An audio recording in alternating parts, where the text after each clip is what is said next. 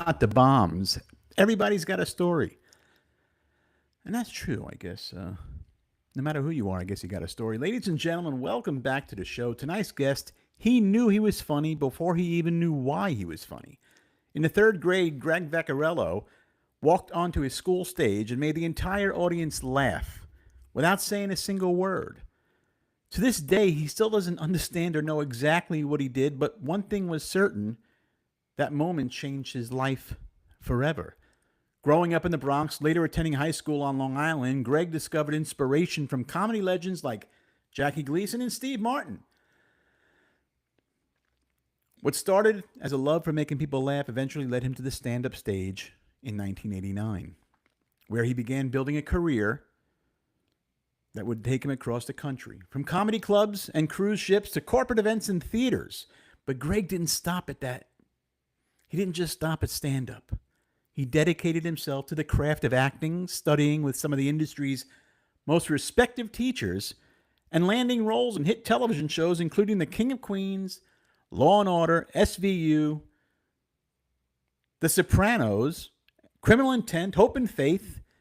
He even shared the big screen in the blockbuster film Paul Blart, Mall Cop 2. A writer, a producer, an actor, and comedian, Greg has spent decades entertaining audiences with physical comedy and animated storytelling, and unique observations on family, relationships, and the wonderfully dysfunctional moments of everyday life. From a kid who accidentally got a laugh in third grade to a performer who spent a lifetime chasing the next one. Greg's story is proof that sometimes your calling finds you before you're even looking for it. Please welcome Greg Vaccarello on today.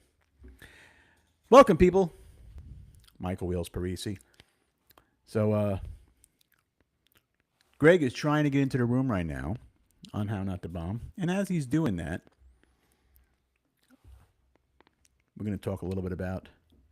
I know Greg a long time. We go far. We go way back to like the 80s when we were truly, doing the stand-up art, the art of stand-up comedy. We would go to clubs and wait all night to get on stage. And to be honest with you, that was the way it should be done, and that's the way it is done, was done then, and should be done today, but it's not. It seems like people are looking for it right away. It's like everybody wants to do it now. Everybody wants to be big and famous now. When we started comedy, we go to clubs in Long Island and Brooklyn, Pips and Governors, and back in the day you had Chuckles, and in New York you had Catch a Rising Star, the Improv. I mean, we'd just go club hopping and for hours. We would start like 7 o'clock, wait online at an open mic, and we wouldn't end till sometimes 4 or 5 in the morning in Chinatown. We'd be eating and then going back to Long Island or wherever you're from. That was the way stand-up was done. And that is the way I believe it still should be done. As a matter of fact, I wrote a book. I'm going to tell everybody about it. It's called How Not to Bomb. That's my brand. That's why we have the show How Not to Bomb. And this is a complete guide to stand-up comedy. If you're looking to get in the business, this is the book for you. This is going to save you years and years of torment. It's just going to save you a lot of time. It's a book. It's a book about stories of how not to bomb and what to do. It's even have a little inside. If you look at it, it's got like a little workbook, things you can actually work out. This should be your best friend. You should keep this in your backpack or your back pocket. And this should be the book that you take with you while you're trying to hone your act in comedy. It's called How Not to Bomb. Front cover and the back cover. It's the complete guide to stand-up comedy. Everything they don't teach you. That's what it is. Because you don't really learn. You can go to these comedy classes and you're really not learning stand-up because the class is usually taught by a person who isn't really doing it himself or herself. They just start teaching something that they don't really know. The only way you get to learn comedy is if you're doing it every night. That's the way you learn. You got to get on stage as much as you can, and you got to figure it out. You got to work it out. You got to try new jokes out. Spend time on the stage. Spend time with the audience, learn body language, learn behavior, learn, how to profile a person from, and control the room within 30 seconds. If you're not doing that, if you're not controlling the room in at least 30 seconds, then you're gonna have a hard time on the stage, and more than likely, it's gonna be downhill from there. And learning how to control the room, you can do that right away. You know, you can, it can take literally 15 to 20 seconds to get that room on your side. There's things you could do to manipulate. Everything nowadays is algorithm. How do you get it's an algorithm, it's the same thing. It's an algorithm, but it's live. You're creating an algorithm for it to work, for people to jump on and like you and buy your product, which would be you as a comic, right? And that's really the ultimate. That's what it is. Stand-up comedy back in the 80s was much different. It was I don't want to say it was new, but it was definitely booming because you didn't see it. You didn't see it as much as you heard it. You heard these comedians like George Carlin, Steve Martin. You watched TV shows like I Love Lucy, Jackie Gleason, and you thought things were funny and it was great. And then you had Richard Pryor, Eddie Murphy, guys like that who started. George Carlin, probably I would say is one of the ones responsible probably for American stand-up comedy as we know it today as stand-up comedy. Lenny Bruce. Lenny Bruce was a little different though because Lenny was doing things differently, but he was still doing stand-up. He was just, he was a rebel and he was getting banned and arrested and everything, but people bought into him, but still comedy wasn't there yet. It wasn't until I would think probably 81, 82 when guys like, watching it live, you had Seinfeld and guys like that, Eddie Murphy, Seinfeld, and then guys like myself came in the late 80s, and also Greg, if he can get in here.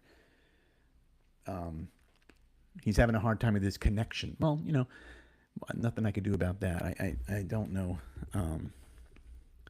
why. Let me text him.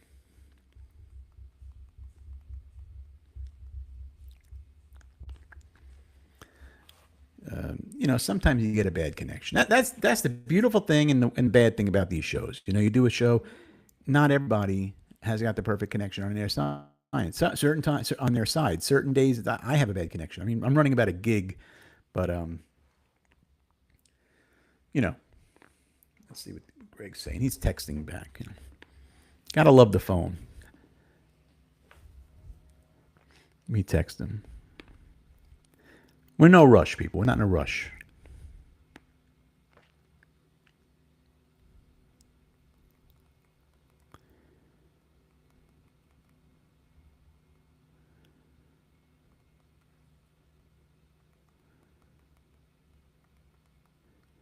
Just emailing them. He's on a different kind of I guess the computer. Getting on. Oh, he's done Riverside before. So we're on the Riverside app. We're on the Riverside platform, which is a great platform because it does a lot of things for you.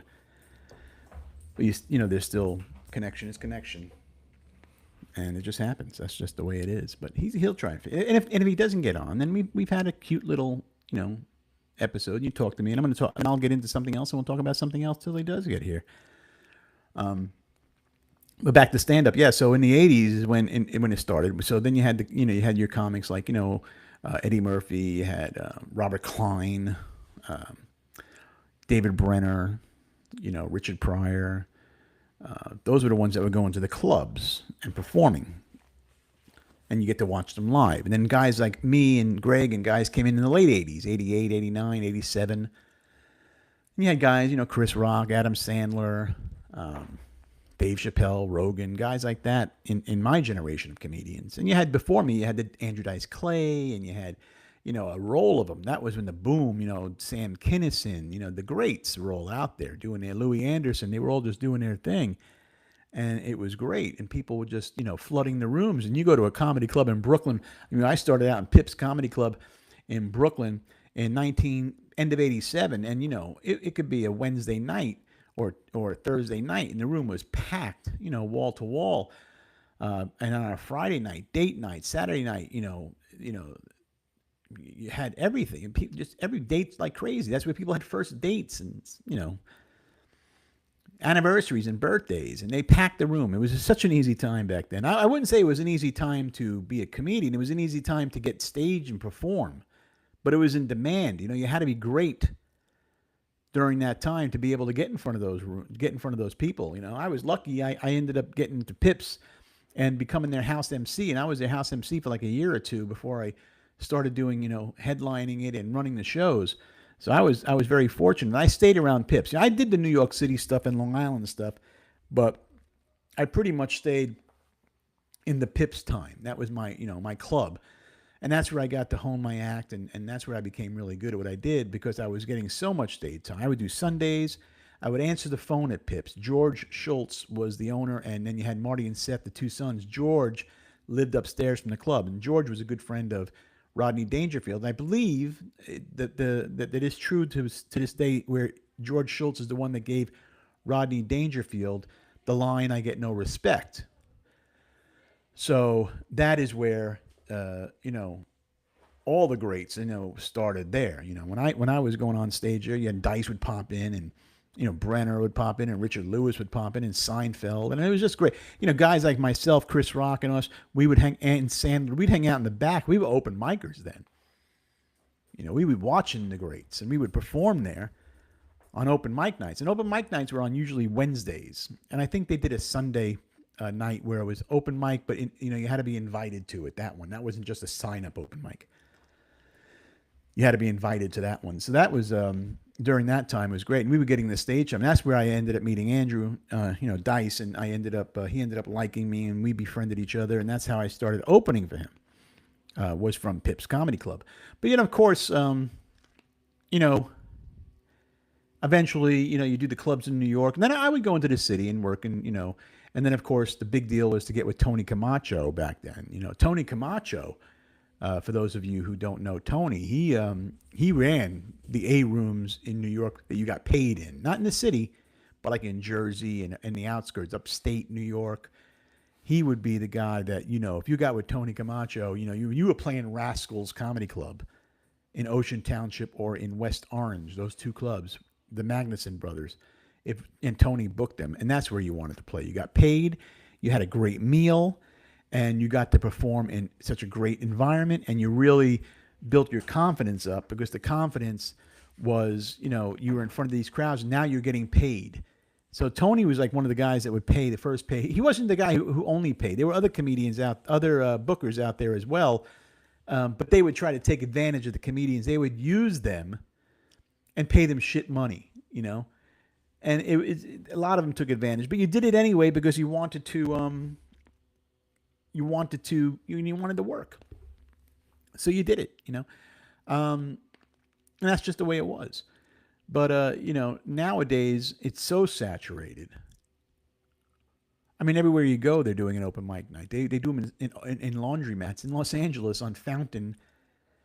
There was a laundromat there, like on Fountain and like Crescent Heights. I guess it was Crescent. I don't know if it's the exact street, but they would do an open mic night in the laundromat. And then it started taking off where you were playing the laundromats, playing back rooms of 7-Elevens. I don't know. It was just crazy. They had all these. It just became too saturated. I always say, if you want to be a comedian, and I say it in the book, How Not to Bomb, if you want to be a comedian, you got to go where comedians perform. You got to go to a place where it's in the name, comedy club, where people are going to see comedy. People that are going to a laundromat to wash their clothes, whites and coloreds. That's what we call them. You had your whites and you had your coloreds, the clothes. They're going to wash the clothes. They're not interested in watching a person talk about their day. Usually they're dressed like shit because they're wearing, the clothes that they're not washing. It's the laundry doing day clothes. And they're not into it. Or if you go to these coffee houses, and they used to have like stand up at coffee houses. I get it, I understand, and people would, try to hide behind, oh, it's good writing. It's okay, but you're not gonna become anything out of a coffee house. You got to get into the clubs. The main goal when you're in Los Angeles, when you get out there, is you need to be at the Comedy Store, the Laugh Factory, the Improv. Nothing else matters. I don't care what it is. I don't care about the clubs in the Valley. I don't care about the clubs out in West LA. You're either at the Comedy Store, number one, the Laugh Factory, or the Improv. Those are the clubs you wanted to be in. And, that was it. Nothing else. It didn't matter. We have Kevin Vasquez in the room. The Shrek 5 trailer looks good. And I heard they're making a Michael Jackson Part 2 biopic. Well, that's great, Kevin. I'm glad you're... I'm glad you got to say something. I guess. People ask people come in the room, and we have that luxury now to be able to have people chatting. So if you want to join the How Not to Bomb studio, you can join the studio and you can chat. Like Kevin just did. He wanted to make sure that he let us know they're having a biopic too. Is it biopic or biopic? We don't really know. We don't really give a fuck. Back to the comedy thing. So, the coffee houses. So you have to play the main clubs. You got to be around where the industry is going. You got to be in these clubs where the people of your like are trying to also make it. You don't go to LA until you're ready. You don't start comedy in LA or Vegas.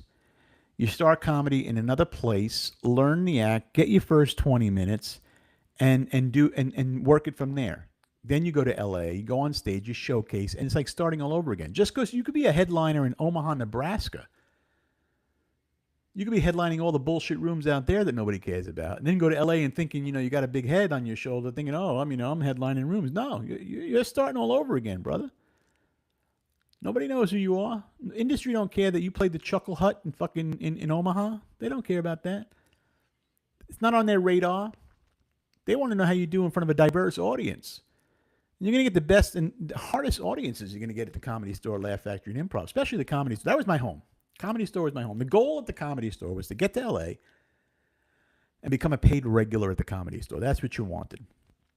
You wanted to get your name on the Wall of Fame. Because once you got paid and you started rocking and rolling, then Mitzi would put your name on the wall. If you go to the Comedy Store to this day, if you look over here, you see I'm in front of my name at the Comedy Store. That's the Wall of Fame. There's my name at the Comedy Store. That's where you want to be. That gives you validation, and then it gives you the confidence that you're finally doing something, whether you're making a lot of money or not, because you're not making the money at the showcase. We call them showcase clubs in LA, Comedy Store, Laugh Factory, Improv. They're showcase rooms. They pay you very minimally in the rooms, and then but you get to work out in front. Your life can change because you get to work out in front of like industry. Almost, everybody in LA is in show business, so. You never know who's going to be in the room back then, and to this day, you just don't know who's going to be in the room. You heard the other podcast I had. We had Bill Branca on the show, who was one of those guys. If he was in the room and he liked you and he wanted to work with you, you're done. You might as well just go pick a home out somewhere. You're gonna get paid. I remember when Joe Rogan came out to L.A. And Rogan was in a TV show. He got he was like he hit the number before he even got there. Rogan never really struggled in Los Angeles. I don't think he really struggled even in New York, and he worked. And we would see him at Governors and these rooms, but he never struggled in LA because he came into LA. He had a deal already with a television show, and I do forget the name of the show, and it wasn't news radio. It was another show. He got like $500,000 to do a TV show that only aired. It was a season, only aired one episode, and only half of the episode aired. Half of the country only saw the episode. And then it was canceled immediately. And I forgot the name of it. Something to do with baseball, whatever. But he, that's what happened to him. He had it made, actually. And Joe is a good guy. We would work a lot together. We'd go to La Jolla. He would pick me up at my apartment. I lived on Horn. He would pick me up there with his car. He always had a fast car, I forget the name. He had a silver car that was so fast. And we would drive to San Diego and play the Comedy Store in San Diego a few times together, and we'd laugh and have a fun time, and he would go like 110 miles an hour the whole way there. We'd get to San Diego in like an hour and 45 minutes. It was amazing. But he was a good guy, and he started the podcast, and now he's great, and Joe's doing fantastic. And but he was destined to make it. A lot of people don't think he's funny on stage. A lot of people think he's great as a host and he's not funny on stage. I beg to differ. I think Joe is very funny on stage. Joe knows how to light a room up. Joe's a pro. He's a killer comedian. Guys like that, Joey Diaz, killer comedian. These guys go on stage and they wreck the fucking room. I mean, I'm known for that too. People have talked about it. I'm not going to get and brag about myself, but I'm known to wreck a room. Chappelle, guys like that, wrecking the room. This is what you get when you're a pro and you learn how to control the room. That's what I'm talking about. That's what I was talking about at the beginning of the show. You got to be able to wreck that room, people. I'm just texting Greg, and then I'll get back into it.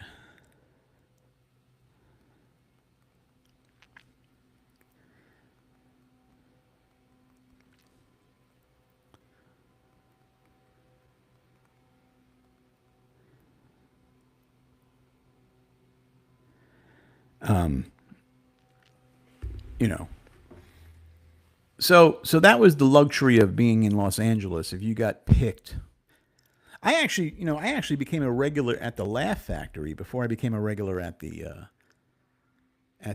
Comedy Store. I became a Laugh Factory regular in 1990, and then I auditioned for Mitzi at the Comedy Store the first time. She didn't pass me on Dice's recommendation. And it didn't matter who recommended you. I mean, the recommendation would get you in the store, but the recommendation wouldn't get you in the store. If you know what I mean. You didn't get passed unless she wanted to pass you. And when she first saw me the first time, she was like, oh, you're not ready yet. You remind me too much of Mitchell Walters. I was wearing a hat, like an Apple Bop hat, like those hats. And she just didn't see it. And then the second time, 6 months later, I did it again, and she loved me. She didn't even remember the first time, all because I didn't wear the hat. And the second time I walked on stage, that was it. That noise behind me, by the way, is my landscaper. If you hear that, I'm in my home studio. He just happened to be at 4:22. He decides, let me go fucking blow the lawn. Should have done this at 9 o'clock in the morning when all the other landscapers. What does he got an accounting job? This guy. He can't get to my lawn until 4:30. Every landscaper, wherever you go, 6 in the morning, they're mowing. This guy, 4:30, he's starting to do the blow and the mow. The fuck? What kind of landscaper is he?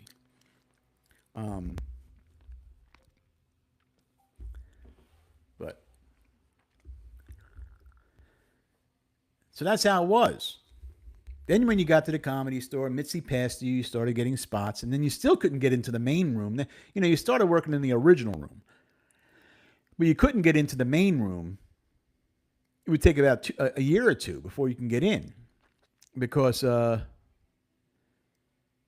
main room, you got real money. The original room, they paid you like $12.50 a set.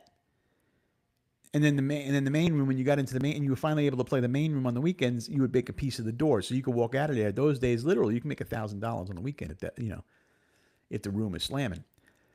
I mean, there were guys in there. You had comedians in the Comedy Store that just, if they were playing there, you were pretty much, if you were doing the main room, you were a killer comedian. Either you were a killer comedian or you were banging Mitzi Shore. That's how it worked. You had guys that didn't belong on the main room stage that Mitzi was banging, Danny Stone, guys like that, who's not around anymore, so I shouldn't talk shit about him. But there's a lot. I don't want to mention the other guys' names. There are tons of them. Mitzi was known for having a little bit of the casting couch going on, and you would get the spots. And you knew right away who was banging Mitzi because you would see the comedian bombing on stage, and you'd be like, well, this must be a new one. So you knew right away there was an issue because there were guys that, that just didn't cut the mustard. Comedy Store was a crazy time during those days, because during the 90s, it wasn't as busy as it is today, because now it's like crazy busy every night of the week. But back then, it was like the lonely days of the Comedy Store. A lot of crazy shit was going on, waitresses banging comedians, you go to backstage in the main room, because comedians ran the show there. The manager at the Comedy Store had no say in what Mitzi's comedians can do whatever they wanted. We can run, we could walk in anywhere, any door, any room. We could be anywhere we wanted to. We can just go hang out in the main room on a dark night and just hang out in the booth. And whatever you want to do, you did. You could smoke pot wherever you fucking wanted. I mean, it pretty much There were no rules. Mitzi loved her comics. You know, a lot of comedians who didn't quite have it on the showcase, sometimes she thought they had potential. She'd put him as a doorman, or she'd give him a bar back job, like Carlos Mencia. You know, Carlos Mencia. His real name is Ned. He's not. His name is not even. He's not even Mexican. He's half German, half Honduran. Anyway, he started out as a bar back. You know, a lot of people. Sam Kinison was a doorman. You know, David Letterman worked there. A lot of comedians worked their way in that way. And then a lot of comedians, you know, worked their way in another way. You know, that's just the way it worked. But to get in the Comedy Store was a major accomplishment. And I don't think Greg is going to be in the show today.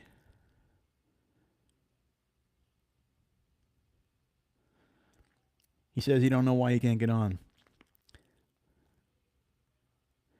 I'm telling him I'm still here if you can get on. If not, no worries. We will do it again. You know, it makes it easy when you say it, when you're typing and texting and you're saying the words like, I didn't have to tell you exactly what I bet. It makes it feel better.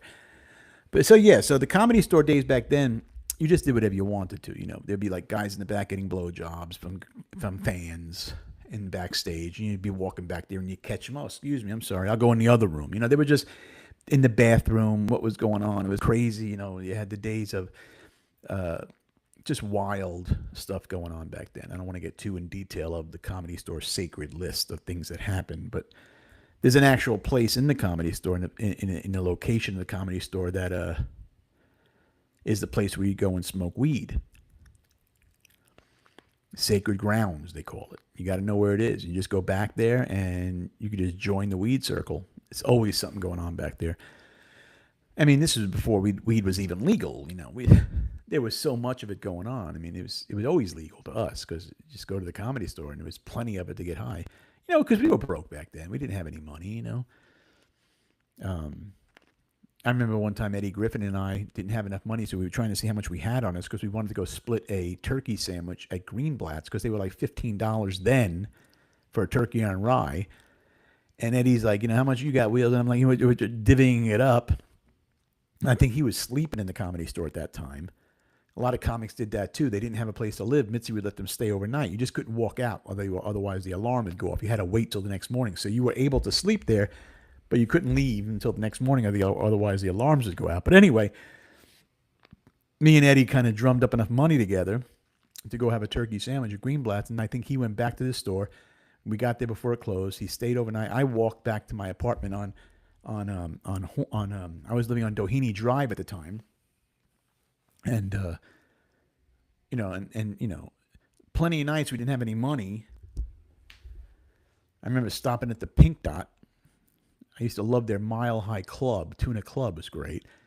And then when I really didn't have money, I mean, literally nothing in my pocket, maybe $1 or $2, I'd go to the AM/PM when I would walk home. And I would buy a hot dog, but I would eat like 4. And I would down a fucking bag of fries, but I would only pay for like 1 hot dog. I was so fast. I was like known for it, you know, for the hot dog. I mean, nobody knew I was doing it. I never got caught. So they always have hot dogs, fries. Like they'd have these chicken. The corn dog. I could knock out 4 corn dogs back in 1990 like it was nothing, you know. But when I got to LA, I was fortunate. When I first got there, I came out there to do a movie called Dice Rules, where I played Dr. Slaughter, and it was with Andrew Dice Clay. He brought me out to do the movie, and then I decided I wanted to move out to LA. So I lived with him. I was living in this one motel that Mitzi Shore owned, the Sunset Motor Lodge. Don Barris, if you know who he is, he's actually the warm-up. Well, Don is the warm-up act for Jimmy Kimmel, and Don Barris was actually working the front desk at the hotel. So that's how I met Don, because I went there and told him, you know, getting into the Comedy Store. He let me have a room, so I had a free room there, and it was great. You know, me and Don would hang all night, and other comedians, you know, and then it started getting dangerous because there were gangbangers that were living in the hotel. They were called the TJ Locos. And they were like this Mexican street gang, but real gangbangers, you know, guns and everything. and they were basically living in all the different rooms, and that was their hotel. But they were convinced that I was in the mob because Don Barons would tell them, don't this guy's in the Italian mob from New York. He's here hiding out. He would tell them. So they were scared. Not that they were scared of me, but they gave me the utmost respect. So they made it their job to protect me, basically. They wanted to do everything they can to protect me from getting hurt. Meanwhile, I'm hanging outside one night. Me and Don are chilling out, smoking. I was smoking a cigarette when I smoked in those days, and there was a drive-by shooting because somebody was trying to, shoot them, and I'm now in the middle of a drive-by shooting. So that was scary. And I said, "Thanks for protecting me," but I ended up running into a room, and not mine. I just ran into some random room because they were shooting at each other.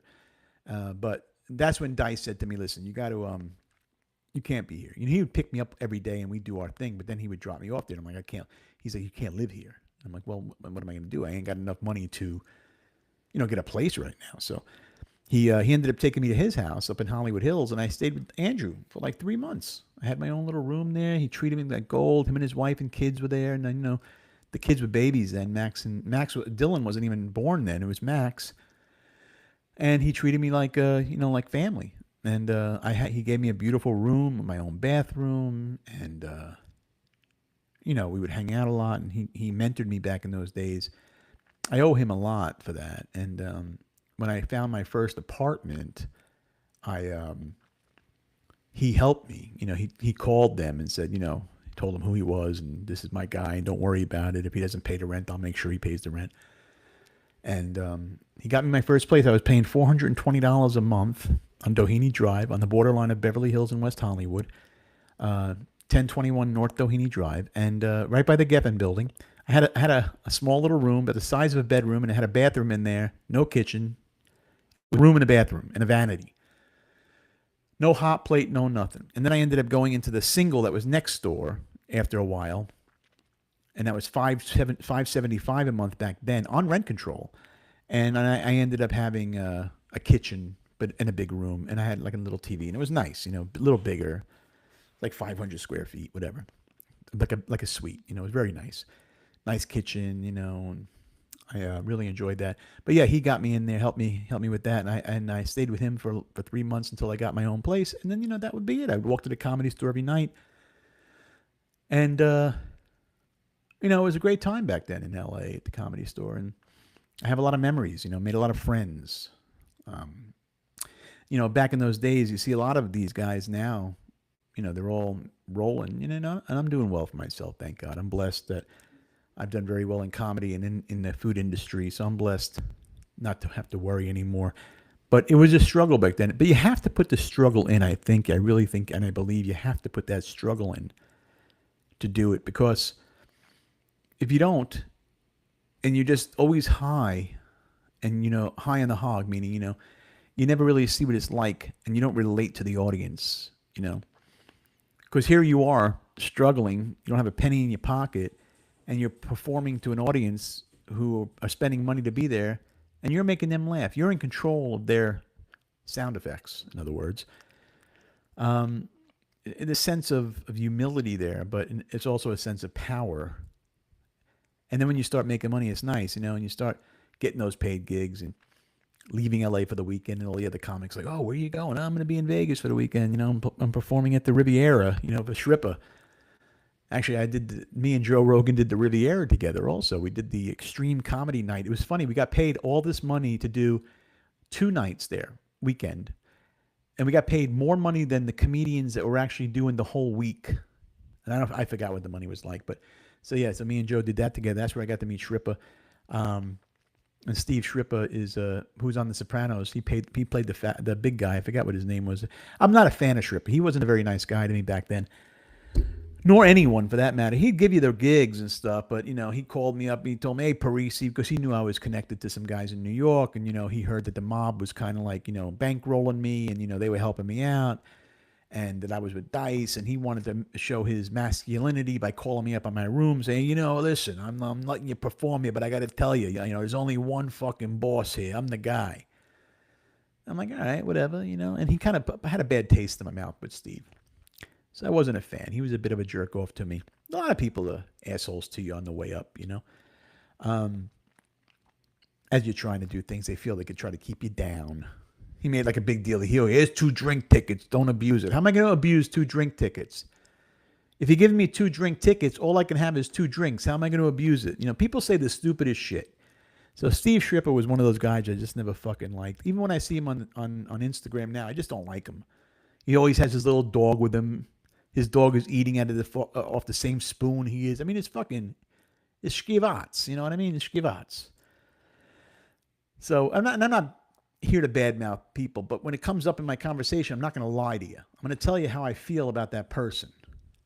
I mean, as much as Mitzi Shore, was crazy, I loved Mitzi. I mean, Mitzi was a wonderful person. She helped a lot of people out. She gave us a platform. She gave us a stage. She gave us the key to the building, basically, to do what we needed to do to succeed. She gave us those tools. I remember not having any money, not having a cell phone back then. We go to the Comedy Store during the day and go into the main room and sit in the Mitzi booths. There was a phone there, right? A little black phone right there, And we would be able to use the phone and call, I'd call my mom and my friends, let them know I'm okay, So it was nice. She gave us that, dial 9, you get outside line. It was just a time where, to this day, comedians talk about the Comedy Store. And there's just a lot of stories, there are endless stories of hanging out in the back parking lot. You never know who was going to show up that day. Richard Pryor pulling up, with his then wife, and he wasn't doing too well back then. He couldn't walk. He was in a wheelchair. Chewy was the doorman. For those of you who remember those days, Chewy was the doorman. And Freddie Soto was working at the Comedy Store before he ended up doing well. And I love both of them. Chewy was great. Freddie was a wonderful guy. Loved them both. And they would be the guys to go and help Richard Pryor get on the stage. It'd be him. It'd be Freddie Soto would be driving. Chewy would help him when he got there. And Johnny Zapp. So it would be Chewy and Johnny Zapp. And I think both of them have passed. All 3 of them actually are not alive anymore. Plus Richard Pryor. There's 4 not alive anymore that we're talking about. That wasn't too long ago. And they would all bring him and walk him to the stage. Sometimes he would sit in the back with Mitzi. And I remember I was on stage one of the great stories when I met Richard Pryor. I was on stage and Richard Pryor was hanging out with Mitzi. And I was on stage and I was, killing. I was doing my job. I was working out new material and I was just bam, bam. I was rapid fire. I'm a rapid fire comic. I just get on a rampage and it's over. You're going to walk out with a fucking stomach ache. So when I get off the stage, I'm walking past Richard and Mitzi sitting in the chair. And Richard took my hand. It's the fucking landscaper again. You hear him? Look at this. 437. You can't stop. Richard pulls my hand. He goes, "You are one funny motherfucker. You're going to get paid, motherfucker. You're going to get paid. You're going to get paid." And I just loved it. And I was like, I was dumbstruck. I didn't know what to say. It was crazy. Another guy, Chevy Chase, if you know Chevy, not known to be the nicest guy in the world, actually. And one of my favorite comedy actors. Guy's brilliant, but not known in the business to be that funny. I was on stage one night and again, killing it, because I would get that prime spot, 10, 11 o'clock. Sometimes I'd close the show 1 o'clock when no one was in the audience, except comedians watching you, because comedians would watch other comedians in front of 2 people, 3 people, because how funny can you be, So we just started doing inside jokes to make people laugh. At that point, we were just making our friends laugh. But anyway, I get off stage at one night when I did a great set, and Chevy Chase comes over to me. He goes, "I got to tell you, man." He goes, "You are amazing, very funny." I said, "Well, thank you. I appreciate it." "I wish I can do what you do." I'm like, "You wish you can do what I do?" I said, "I wish I can do and be what you are. Everything you do. You're one of my favorites. Not to be, I'm not trying to be like a little bitch here, but you're one of my top guys." So, for a guy who has a bad reputation of not being the nicest guy in the world, he was lovely to me, fantastic, and paid me the biggest compliment. Another night, another story, another Comedy Store story. I'm in the main room at this point, And I was again having a great set in the main room. I wouldn't say I was killing as much as I felt I would do in the original room. To me, I always thought the original room was the funnier of the rooms. I always thought, it was the better room for comedians. It was more intimate, closer to the stage. Audience was right there, and I can play with them. Where the main room, it's far back. You're on the stage. It's more of a lights, camera, action, showtime, beautiful room. You had to work for every laugh. But anyway, I was there on a night, and I was doing a great set. I had a great set.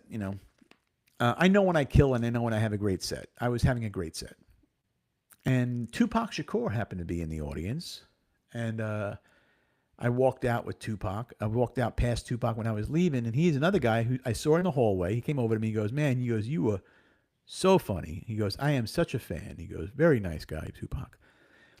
And I just loved watching you up there. It's amazing. You mesmerized me. I'm like, well, thank you, man. That was like, to me, one of the biggest compliments ever. From Tupac. And then it just so happened 2 weeks later, he was shot, killed. I'll never forget it. I almost want to say I was probably the last comedian at Tupac seen, because, it was like 2 weeks later. That was it, Another great story. George Carlin, who's my personal comedy idol, was at the Comedy Store one night rehearsing for one of his HBO specials. And when George did comedy, he didn't do it organically. It was written, and he was working it out. And I was watching him, and I feel if you want to get into business, you need to watch the greats. And even though during that part of my life, I was considered one of the great comics of my generation, I would pay homage to guys of the generation before me. So I would always make it my point to be the student and watch guys like that. Dice, Carlin, Kinnis, guys like that were just killers from their generation. No matter how great I was killing on stage, I needed to watch. And I think most comics will agree with me in my generation of comics, no matter how big we are, how big they are, even bigger than I am. I only made it to a certain level. These guys blew up. Will say to you that they will go and watch another comedian from another generation who was one of the greats to learn. You just learn. So anyway, my point is, Carlin was on stage, and he got off stage, and at the end of the night, I saw him in the back again. in this area. Everybody hung out in the parking lot, because if you were a paid regular, first of all, you were allowed to park on the lot. It was a privilege to be able to park on the lot. So you wanted to become paid because you couldn't afford the $20 next door at the Hyatt. You can park on the lot. So if you're a paid regular, meaning you got your name on the wall and you were paid, you got to park on the lot. So anyway, we would all hang out in the back, and those are the ones who were all paid comics, and we were all making money there, and we were in the elite club of the Comedy Store back then. Anyway, George Carlin, I run over to him and I just say, and I'm not trying to be starstruck, because after a while you get desensitized in the business, but there are certain people that to this day will, you just can't believe you're meeting this person, because I grew up on Carlin, listening to every album he had and did. Occupational Fool, A Place for My Stuff. I mean, just every album, Place to Keep Your Stuff. And I went over to him and I said, "Listen, I got to tell you, man. My name is Michael Wheels Parisi. I'm a comic. Been doing it probably about 10 years. And you are my absolute idol, and probably the reason why I'm in the comedy store doing comedy as a stand-up. You were such an inspiration to me." And he's like, "Hey, that's cool, man. Hey, listen, got any weed?" It's like he didn't care about anything else. He just wanted to know if I can get him some weed. I'm like, I absolutely do. And I got to enjoy. We went in the back, him and I, and we got to smoke a joint together. Him and I were just, for the first maybe 10 minutes before somebody walked out there to smoke with us. But, here I am with George Carlin smoking weed at the Comedy Store with my comedy idol, can't even believing it, and then watching him on stage work and hone his act and how he did it, which is much different than how my generation does it. Like he would literally write his act and memorize the act word for word. If you notice with Carlin, he never really dips into the stage. He does his act. So if he messes up, he says, "Wait a minute, let me go back to that," and he'll do it again. He's working his act. You're privileged to be in the audience to watch this man work. If he makes a mistake, he's rewinding the act and doing it again. This is what he does. And then it comes out to a piece of art. Where comedians in my generation, I think we do a lot of the writing on the stage. We do a lot of the writing, riffing with each other and bouncing jokes off and brainstorming together, having little, I don't want to say writing sessions. That's so cliche because we don't do that. It's more or less just smoking a couple of joints, hanging out at Jerry's Deli and coming up with material. Me personally, I never wrote a joke to paper. I just go on stage and start working it out. And then if I'm comfortable with that joke, I remember it.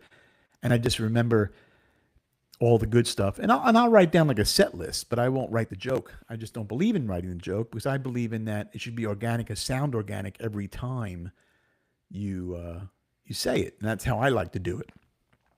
And a lot of comedians do that. A lot of comedians will write. That's why, again, not to give a shameless plug, but in the book How Not to Bomb, which is available on Kindle and Amazon, and also it's available on paperback. So you can actually buy the book on Amazon on paperback and on Kindle, and you can read the book. I recommend getting the paperback version because there's a lot of work methods in the book, but it explains to you the art and technique of writing the joke and coming up with the set. How Not to Bomb. So yeah, Amazon. But yeah, so coming up with the set is very important. So there's an art to doing it. It's not just, if you ever watch a comedian on stage, a lot of them sound like they're reading the joke. They're not selling the joke. They're not selling the bit. They're reading the bit and it sounds read or it sounds hack, And what I mean by hack, it's just old, hey, three guys walking the bar, that kind of bullshit. You never notice, when you're, everybody wants to be your ever notice. Seinfeld, first of all, noticed everything. So don't be the ever notice comedian because you're going to come off hacky. Dating relationships, you could tell when they're hacks. Black guy goes on stage talking about the difference between black and white. It's hack. White guy talking about, relationships with his girlfriend. It's hack. Be original. Be an original. I can't stress that enough. To be an original and just do your own thing. That's why there are great comedians out there now, and even ones that after my generation. For instance, I've mentioned it before. Sebastian Maniscalco is amongst one and others that I have actually hand delivered to the Comedy Store. I saw Sebastian at the Four Seasons Hotel. He was a waiter, waiting tables, and he would come to the Comedy Store, and he would work out his open mic. I saw him in an open mic night. 2 minutes, 3 minutes, and there was just something about Sebastian that I liked. I clicked into him, and I said, "This guy, something about him." You can tell talent. I have an eye for it. I just have an eye for talent. So I'm watching Sebastian. I'm saying, this guy's good. And I said, well, could be lucky, let me watch him again. So the Sunday after, I see him again. He would come in between shifts from the Four Seasons. He'd walk in there with a bow tie, like going on stage, and he has to get back to the Four Seasons to finish his order. This is how dedicated he was to get on stage. So he comes to the Comedy Store again. I saw him. He worked out, and he again, 2 minutes, 3 minutes, killed it. In his world, when I say kill, doing great for that level.